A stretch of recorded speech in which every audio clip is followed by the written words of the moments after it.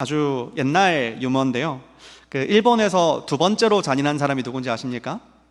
도끼로 이마카라고 하는. 네. 그럼 첫 번째로 잔인한 사람은 누군지 아십니까? 깐데 또까. 네, 아시죠, 그렇죠? 네. 네, 이게 설교자들은 어쩔 수가 없나 봐요. 설교를 들을 때마다 이렇게 좀 옛날 개그를 하시면은, 저 이거 초등학교 1학년 때도 이미 옛날 개그였거든요. 그런 거 들으면은 나는 저러지 말아야지 하는데도 또 와서 이렇게 하고 있는 저를 발견하게 됩니다. 네, 이걸 왜 이야기하냐면요, 지난주 금요 영성축제 때 서목사님 이야기하셨던 거 기억나십니까? 믿음의 전수에 대해서 이야기 앞에 잠깐 하셨죠. 우리의 믿음을 다음 세대로 전수해야 되는데 우리가 이것을 잘 하고 있는가, 이 이야기를 하셨던 것을 제가 기억합니다.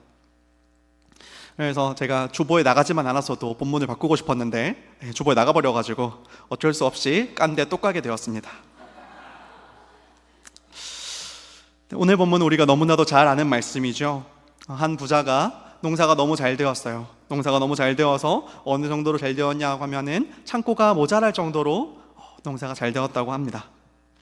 그래서 이제 창고를 더 크게 짓고 그 거둔 것들을 창고에 넣어놓고 이제 오랫동안, 아주 오랜 시간 동안 일하지 않아도 될 정도로, 쓸 수 있을 정도로 이미 풍성해졌으니까 이제는 좀 이제 은퇴하고 쉬고 먹고 놀고 즐기자, 그렇게 생각한 그날에 하나님께서 찾아오셔서 너 이제 내가 너의 영혼을 오늘 가져가면 그 재물은 누구의 것이 되겠느냐, 너의 인생이 헛되지 아니하냐, 이렇게 말씀하셨습니다. 자, 그런데 이 부자는 재물을 쌓아두었고 그러나 하나님께 대하여는 부요하지 못했습니다. 자, 그러면 둘 중에 어느 쪽이 잘못된 거죠? 재물을 쌓아놓은 것이 잘못된 것입니까? 하나님께 대하여 부요하지 못한 것이 잘못입니까? 혹은 둘 다 잘못입니까? 재물을 쌓아놓는 것에 대해서는 문제가 없죠. 재물이 많은 것에 대해서 문제가 있습니까? 하나님께서도 순종하는 자녀들에게 복으로 재물을 선물하실 때가 있습니다. 그렇죠? 시편 112편 말씀에 여호와를 경외하여 그의 계명을 크게 즐거워하는 자는 복이 있도다 라고 하면서 3절 말씀에 뭐라고 이야기하냐면 부와 재물이 그의 집에 있으며 그의 공의가 영구히 서 있으리로다, 이렇게 이야기합니다. 하나님을 경외하고 그의 계명을 즐거워하는 자에게 하나님께서 부와 재물을 주신대요. 그러면은 아멘, 할렐루야. 네, 이게 결론은 아닌데요. 네, 아멘. 그런데 그렇다면 하나님께서 부와 재물을 그를 순종하는 자녀에게 주신다면, 여호와를 경외하는 자녀에게 주신다면 내가 부한 것, 내가 재물이 많은 것은 잘못이 없죠. 그럼 부자에게는 무엇이 잘못이었습니까? 그가 부와 재물을 많이 쌓는 동안에 그가 하나님께 대하여는 부요하지 못했다라고 하는 것이 잘못이죠. 그가 하나님을 알고 하나님을 예배하는 데에는 관심을 두지 않았다라고 하는 것이 그의 문제였습니다. 그에게 충분한 시간이 있었습니다. 그가 부자가 되는 것은 그냥 부자가 되었습니까? 농사가 잘 되는 건 그냥 농사가 잘 됩니까? 그냥 심어 놓으면은, 봄에 심어 놓으면 가을에 열매 잘 맺힙니까? 아니죠, 그렇죠? 그가 수고하고 노력하여야 부자가 될 수 있는 거고 농사가 잘 될 수 있는 거죠, 그렇죠? 그러면 그가 거기에는 시간을 많이 썼는데 하나님을 예배하고 하나님을 알아가고 하나님과 동행하고 하나님께 순종하는 데에는 그가 관심을 두지 않고 시간을 쓰지 않았다는 것이 그의 문제입니다.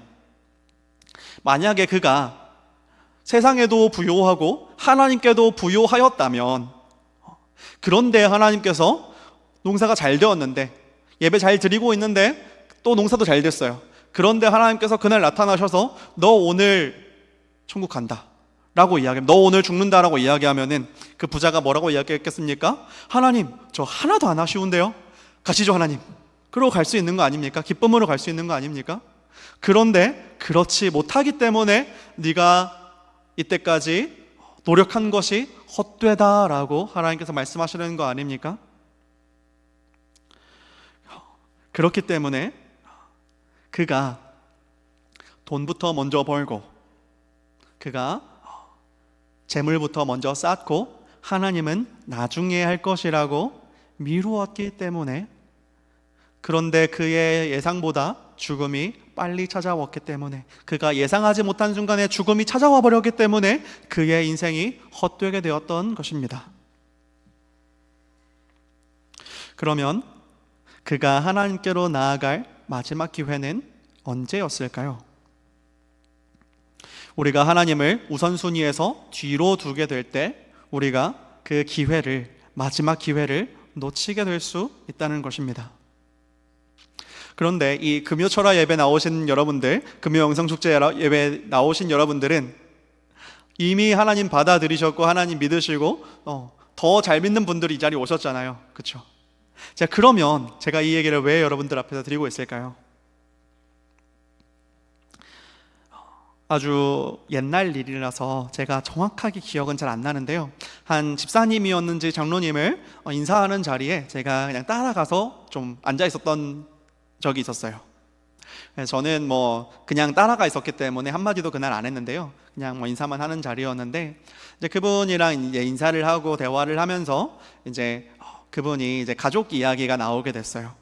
그러면서 그분이 이제 좀 자랑처럼 좀 이야기하셨었는데, 우리 큰아들은 어디 저기 큰 병원에서 의사하고 있고, 우리 둘째 아들은 어디 큰 대기업 들어가서 일하고 있고, 너무 잘 되었습니다. 하나님 은혜를 주셔서 잘 되었습니다. 이제 교회만 다니면 되는데요, 하하하 하고 웃으시더라고요.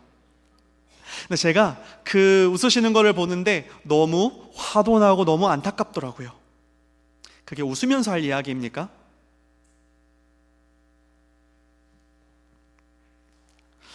제가 2023년에 한 통계를 가지고 왔는데요, 목회 데이터 연구소라고 하는 곳에서 국민 종교 분포 및 현황이라고 하는 이 통계 자료를 냈어요. 2023년에 종교별로 또 나이별로 몇 퍼센트 정도 어떻게 신앙생활을 하고 있는지, 또 어떻게 종교 생활을 하고 있는지에 대해서 조사한 거였어요. 그랬는데 이 대한민국의 2023년 기준으로, 작년 기준이죠, 60대 이상 그리스도인 비율이 24%래요. 그런데 50대에는 17%가 그리스도인이래요. 40대에는 14%고요, 30대는 11%고요, 20대는 9%입니다.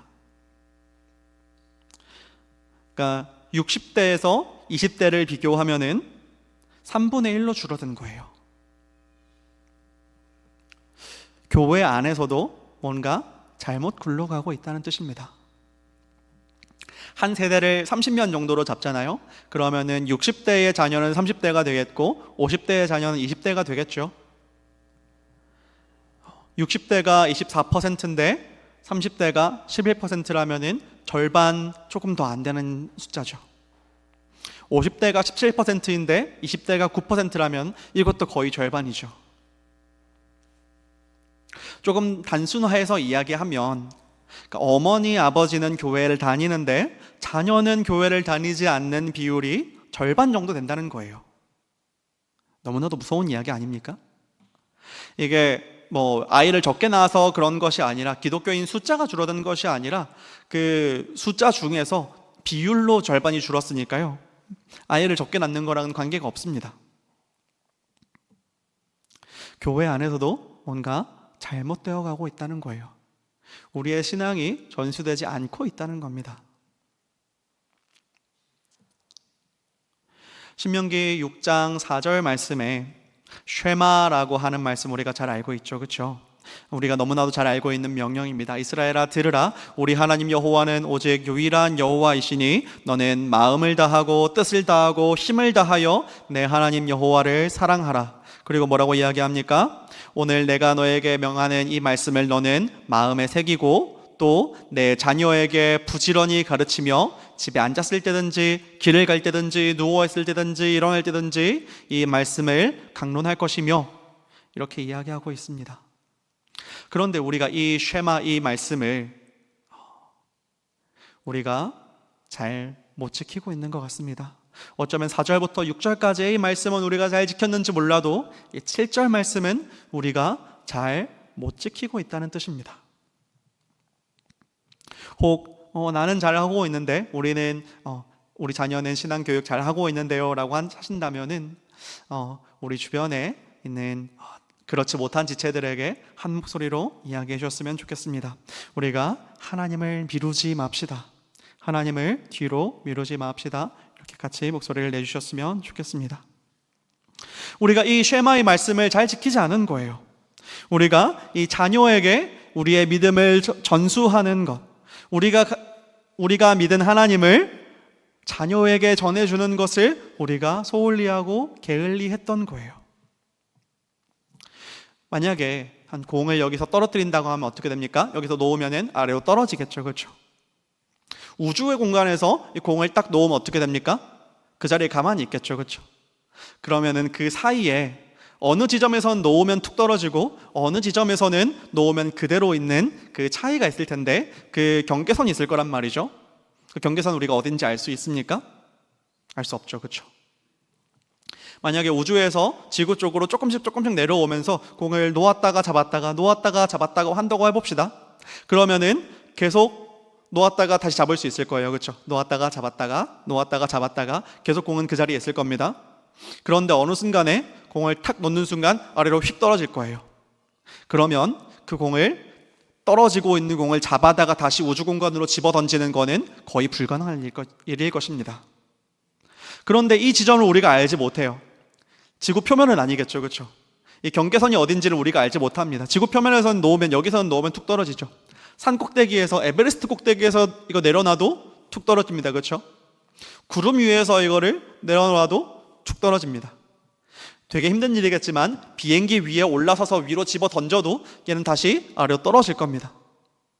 그런데 어느 순간에 얘를 탁 놓으면 멈춰 있을 거예요, 그렇죠?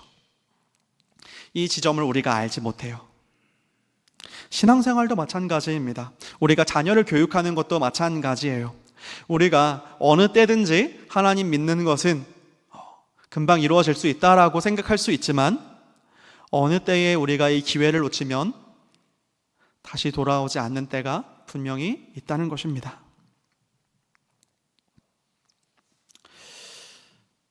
제가 저희 부모님이 저의 의사결정에 관여하실 수 없게 된 지 굉장히 오래됐어요. 제가 6살 때 백화점에 갔는데요. 이제 그 어머니가 제 옷을 고르는 거에 대해서 불만이 있었어요. 내 옷은 내가 고르겠다. 그래서 제가 그날 어머니 앞에서 선포했습니다. 제 옷은 제가 고를 텐데 만약에 내 옷을 엄마가 고르겠다 그러면 난 안 살 테니까 저는 1층에서 엄마 기다리겠습니다. 쇼핑하고 오세요. 그랬어요. 그리고 만약에 저를 데리고 같이 간다면 제 옷은 제가 고르도록 하는 걸로 동의하는 걸로 이해하겠습니다. 그렇게 해서 갔어요. 그리고 그날 쇼핑은 그날 무사히 지나갔던 것 같습니다. 제 걸 샀는지 안 샀는지는 기억이 안 나는데요.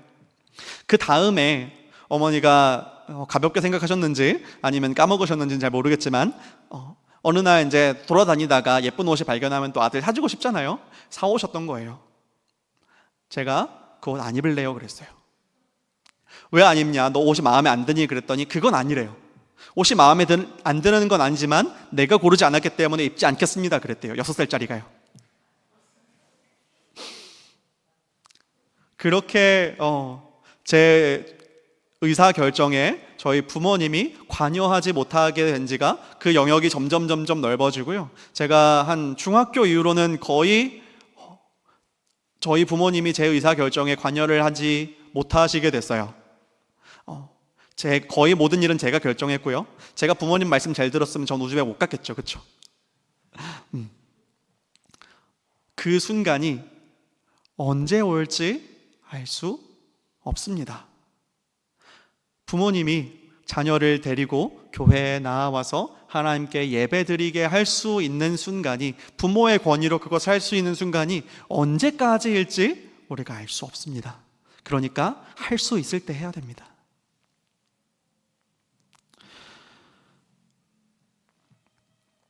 신앙교육에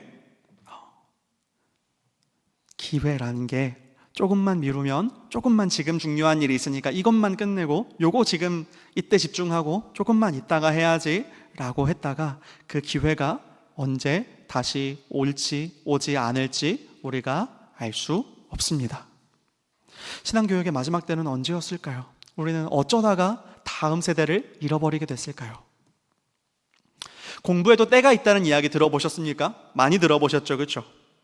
그래서 고등학교 때 공부를 시작하면은 고등학교 때 이제부터 열심히 공부해야지 그러면은 이미 다른 애들은 중학교 때부터 이미 열심히 해왔기 때문에 그래서 대학 가기 힘들다. 그러니까 중학교 때 선행학습을 시켜야 된다 그러죠, 그렇죠? 그런데 중학교 때 와가지고 나 이제부터 너는 선행학습해야 돼, 고등학교 때 꼭 공부해야 돼 그러면은 공부합니까? 초등학교 때까지 열심히 놀다가 중학교 때 와가지고 넌 중학교 공부도 하고 고등학교 공부도 해야 돼. 그럼 공부합니까? 못하죠. 그럼 어떻게 합니까? 초등학교 때부터 기초를 다져놔야 된대요. 그래서 초등학교 때부터 기초를 다져 놓는데 또 영어는 일찍 하면 일찍 갈수록 좋다고 또 영어 유치원을 보내요. 영어 유치원에 가서 또 공부를 합니다. 그런데요, 그렇게 공부에 집중하려면은 애들이 이제 놀고 또 10대 때 그 아이들만이 할 수 있는 그것들 누리는 거 할 수 없죠, 그렇죠? 그러면은 그거는 뭐라고 이야기합니까? 어디 가서 하라 그래요? 대학 가서 하라 그래요, 그렇죠? 예전에 서울대학교 축제에서 한 이제 간판이 이렇게 플래카드가 걸어놨었는데요. 뭐라고 적어놨냐면 엄마 서울대 가면 애인 생긴다며. 안 생기더라는 거예요. 네. 나중에 그거 연애도 나중에 대학교 가면 해. 놀러 가는 거 대학교 가면 해. 너 하고 싶은 거 대학교 가면 해. 근데 그때 가서 그러면 놉니까? 대학생들은 놉니까? 아니죠. 대학교 가도 공부 열심히 해야 되잖아요. 수업 들어야 되고 학교 가야 되잖아요. 그렇게 하고 또 요즘은 취업하려 그러면은 신입으로 지원을 해도 대졸 신입을 구하는 자리에도 경력을 물어본대요. 신입도 경력이 있어야 된다 그러니까 그럼 대학교 다닐 때 뭐 대외 활동도 해야 되고 어디 인턴도 해야 되고 어학연수도 갔다 와야 되고. 근데 언제 우리가 그러면 아이의 신앙을 잡을 수 있습니까? 그때 우리가 중학생 때 고등학생 때 너 지금 공부에 집중해야 돼. 공부 열심히 할 때야. 너가 지금 교회에서 찬양팀 할 때 아니고 너 교회에서 수련회 갈 때 아니고 지금 공부할 때야 라고 공부에 때가 있다라고 이야기하시는 거 좋은데 이해는 되는데 신앙에도 때가 있다는 것은 잊어버리시면 안 됩니다. 신앙에도 때가 있습니다. 아이들이 부모님 손에 끌려서 교회 오는 거요, 길어요. 고등학생 때까지입니다. 고등학생 때까지 기다려주지 않는 아이들도 많아요. 저는 고등학교 때 이미 어머니가 저의 인생에 결정을 할 수가 없었다니까요. 제가 그냥 교회를 다녔었던 거지. 제가 어렸을 때부터 7살 때부터 교회를 다니기로 제가 결정해서 그렇지 누가 제 마음을 바꾸려고 했었으면은 이미 한 중학교 이후로는 불가능했을 거예요.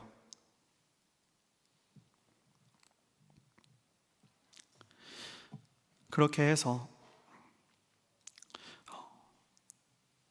너 나중에 대학교 가면 열심히 해, 신앙생활 열심히 해, 그렇게 이야기하면요, 아이들은 이제 대학교 가면은 이제 아이들의 입에서, 우리 자녀들의 입에서 이것만 하고 나중에라는 말이 자녀들의 입에서 나옵니다. 자녀들이 스스로 그렇게 이야기하기 시작해요. 나 지금 바쁘니까 조금만 있다가 나중에 취업하면 교회 갈게.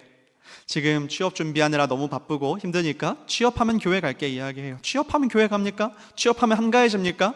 취업하면 더 바쁘죠. 그럼 자리 잡으면 교회 갈게. 자리 잡으면은요, 그러면은 아이 생기고 애 키우고 그러면 자녀뿐만 아니라 손자 손녀까지 이 신앙을 잃어버리게 됩니다. 신앙이 없이, 믿음이 없이 자라게 돼요. 어떻게 아냐고요? 그 믿음을 잃어버린 절반의 30대 제 친구들 아닙니까? 제 친구들이 어렸을 때는 교회를 다녔었대요. 부모님은 교회 다니신대요. 그런데 지금 교회를 가라 그러면 안 가요. 제 친구가 전도사인데도 교회를 안 간답니다. 15년째 꼬시고 있는데요, 네, 15년째 꼬시고 있어요. 제가 20살 때부터 꼬셨으니까. 그런데 나중에 교회 간대요. 그렇게 미루고 미뤄서 신앙 나중에, 하나님 나중에 미루고 미뤄서, 그러면 자녀가 얼마나 잘 되기를 바라십니까? 자녀가 얼마나 잘 되기를 바라세요? 여러분, 만약에 여러분들한테 백지수표를 한번 드린다고 한번 해봅시다. 그래서 자녀가 어떻게 되기를 바라는지 한번 쓰면 다 이루어진다고 한번 해봅시다. 자, 1번 서울대 간다. 서울대로 좀 부족합니까? 하버드 간다. 2번 삼성 들어간다. 구글 들어간다. 애플 들어간다. 들어가는 것뿐만 아니라 CEO 된다. 의사 되고 병원장 되고 판사 되고 부장 판사 되고 다 된다. 한번 써봅시다. 3번 결혼은 어디 재벌가랑 하든지 아니면 무슨 연예인이랑 하든지 한다. 이렇게 써봅시다. 집은 어디 타워 팰리스뿐만 아니라 전 세계 주요 도시에 하나씩 자기 펜트하우스가 다 있다고 해봅시다. 자, 그 다음에 맨 밑줄에 이 모든 것을 다 이루고 나서 사망 후에는 지옥 간다. 그 종이에 여러분 서명할 수 있습니까?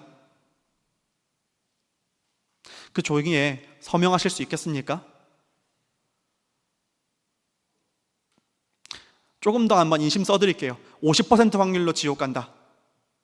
사인하실 수 있습니까?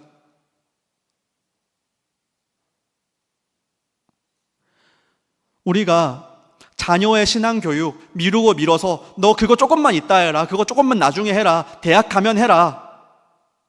그 다음에 그렇게 미루고 미뤄서 집중 다 해서 하나님 밀어놓고 뒷전에 밀어놓고 자녀가 잘 되는 거 최대한 한번 밀어줘 봅시다. 그러면 어디까지 갈 수 있습니까? 그렇게 못 가는데 어차피 지옥으로 달려가는 거 다 똑같고 제가 했던 그 가상의 조건이랑 똑같고 그만큼 가지는 못할 텐데 아마도, 그렇죠? 그런데 우리는 왜 그 일에 그렇게 목숨을 걸고 있습니까? 믿음에도 신앙의 교육에도 때가 있다는 것을 모르셨던 부모님들이, 그것을 놓치셨던 부모님들이 지금 피눈물을 흘리고 계십니다. 그때 가서 자녀 붙들고 교회 가야지, 예배 드려야지, 백날 이야기해봤자 귓등으로도 안 듣습니다. 왜요? 그렇게 가르치셨잖아요. 그렇게 20년, 30년을 가르치셨잖아요. 하나님은 나중에라고 가르치셨잖아요. 여호와를 경외하는 것이 지혜의 근본이 아니라 너의 수학 점수가 지혜의 근본이고 너의 영어 점수가 너의 지혜의 근본이라고 가르치셨잖아요. 나의 힘, 나의 요새, 나의 환난 날의 피난처가 여호와 하나님이 아니라 너의 성적이고 너의 대학교 이름이고 너의 통장 잔고라고 너의 회사 이름이라고 그렇게 가르치셨잖아요. 20년을 그렇게 가르치셨잖아요. 말씀은 성경책 안에 그냥 갇혀있고 교회 안에서 입으로 떠들 때나 쓸모 있는 거지 세상 살아가는 데는, 세상 살아가는 법은 다른 거라고 가르치셨잖아요. 학원 안 가고 학교 안 가면 아주 큰일 나는 것처럼 혼내고 닥달을 하면서 교회 안 간다 그러면 그럴 수도 있지, 그렇게 가르치셨잖아요. 숙제했는지 시험 안 했는지는 아주 관심을 가지시면서 아이가 성경 안 읽는 거, 기도 안 하는 거에는 관심도 없을 때, 아이들이 독서실 가서 공부한다 그러면은 아주 기쁜 얼굴로 그래 공부 열심히 해 그렇게 응원해 주시면서, 아이가 수련회 간다 그러고 기도회 간다 그러면 걱정 어린 얼굴로 다음날 수업에 지장이 있지는 않을까, 공부하는데 지장이 있지는 않을까, 그렇게 걱정하시는 얼굴을 보이실 때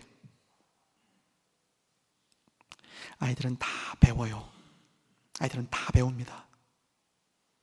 아이들이 이 집안의 서열이 누가 더 높은지를 아주 귀신같이 압니다. 우리 집에서는 하나님보다 세상의 힘이 더 세구나, 돈의 힘이 훨씬 더 세구나, 아이들은 바로 배워요. 이 가정의 주인이 누구인지 아이들은 바로 압니다. 정확하게 알아요.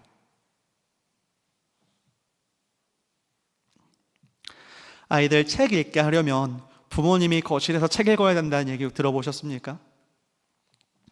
아이들이 안정감을 갖게 하려면 부모님이 부부싸움 할 때라도 밖에서 싸우시고 안에서는 화목한 척 하셔야 된다는 이야기 들어보셨습니까? 그런데 아이들의 신앙의 성장을 위해서는 그렇게 하십니까? 집에서 커피 한잔 하실 때 성경책 그냥 펴놓기라도 해보세요. 집에 어려운 일이 생겼을 때 우리 집에 이런 일이 생겼으니까 우리 같이 기도하자. 아이들 손 붙잡고 기도 한번 해보세요. 아이들이 이 가정의 주인이 누구인지 알게 됩니다.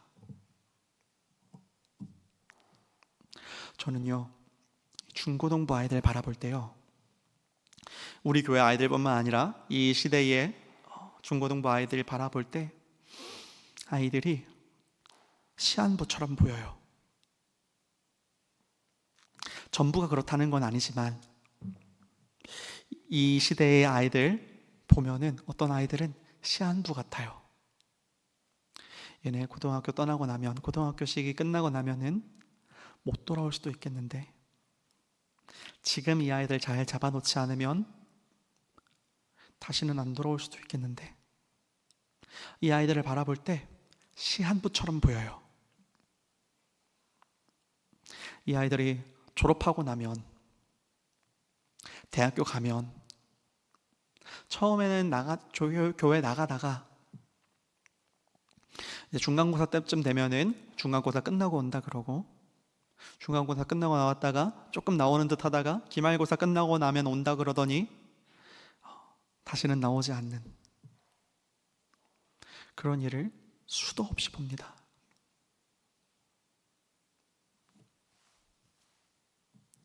원래 이 아이들을 보면요, 어떤 모습이 떠올라야 하냐면요, 마치 이 활시위에 매겨진 화살처럼 이 아이들이 지금 학교에 매여 있어서, 학교에 붙잡혀 있어서 이 뜨거운 열정 가지고, 하나님 이 뜨거운 복음 가지고, 성령의 충만함 가지고도 어딜 뭐를 못하고 있는데, 이 아이들이 이제 졸업하고 세상으로 나가면 얼마나 하나님의 영광을 드러낼까, 얼마나 이 아이들이 큰 일을 할까, 이 아이들이 얼마나 세상을 변화시킬까, 이것을 보면서 기대가 돼야 되는데 이 아이들을 보면 시한부들 같아요.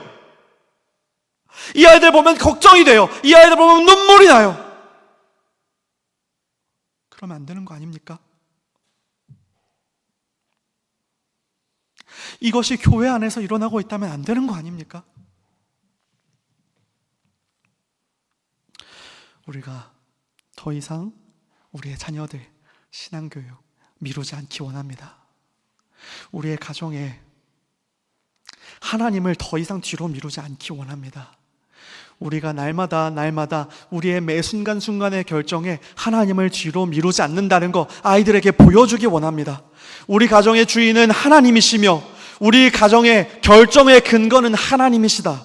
우리가 세상의 법을 따라서 결정하는 것이 아니라 우리가 하나님의 법을 따라서 결정한다. 그것이 성공하는 길이든 우리가 실패하는 길이든, 우리가 하나님 결정했다가 우리가 망하더라도 우리는 하나님 결정하고 하나님 따라 산다. 그것을 보여주는 부모님 되시기 바랍니다. 그것을 아이들이 배웁니다. 그것을 아이들이 배우고요, 그렇게 했을 때 우리 부모님을 존경하게 돼요. 우리 부모님 어떤 순간에도 타협하지 않으셨다. 어떤 순간에도 하나님 뒤로 미루고 타협하지 않으셨다. 우리 부모님이 세상에 그 어려움이 있을 때, 유혹이 있을 때 타협하지 않고 하나님 사랑하고 하나님 섬기면서 어떤 순간에도 하나님을 가장 우선으로 두었다. 그것을 자녀들이 존경할 수 있게 해주십시오. 그렇게 할 때 자녀들이 배웁니다. 그리고 똑같은 상황에 똑같이 결정하게 될 거예요. 그러나 우리가 타협하는 모습, 미루는 모습, 하나님보다 다른 것을 우선시하는 모습, 우리가 말로는 하나님 믿는다고 하지만 중요한 순간에는 돈과 세상의 힘을 의지하는 모습 우리가 보여줄 때 자녀들 그거 배웁니다. 그리고 똑같은 상황에서 똑같이 결정하게 됩니다. 그때 우리의 자녀들 부모의 힘으로 돌이킬 수는 없어요. 우리가 너무 늦기 전에 아이들에게 우리 그리스도인의 본을 보여주는 주님의 가정 되었으면 좋겠습니다. 하나님 언제나 내 마음속에 주인 되십니다. 주님이 우리의 가정의 처음 되십니다. 주님의 미뤄왔던 우리의 모습, 주님을 뒤로 미루고 주님 내 마음의 중심이 아니라 한 구석에 모셔두고 내가 세상의 법 따라가고 세상의 방법 따라가고 다른 사람들이 옳다고 이야기하는 일, 세상에서 이렇게 하면 성공한다고 하는 그 방법들 따라갔던 거 주님 내가 회개합니다.